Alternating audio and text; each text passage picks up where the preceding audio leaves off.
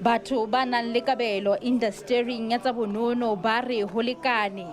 E se le matsatsi a 13 ba dutse ebile ba robala PACOFS.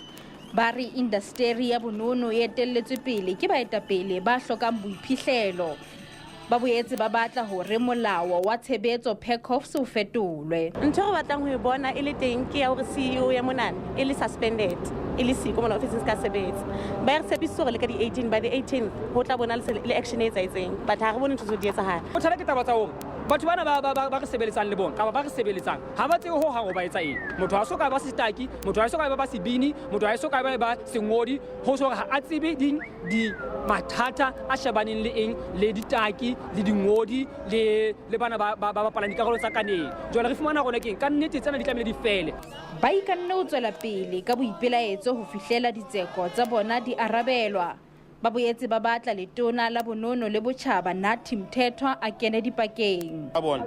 Batho ba mona kaofela ba tlo tswa mahlasipa ke Ntate Xaba. Ha re ka tswa mona re tswela ka ntle le hore ba fa sebaka seo ra tsamaya mona. Ntate Xaba o tlo ba sheba kaofela dikhemereng o mong le o mong e be hore ba lehlasipa la hae. Letona la bonono Nathi Mthethwa o laetse lekgotla la PACOFS ho etsa diphuputso ditlalehong tseo.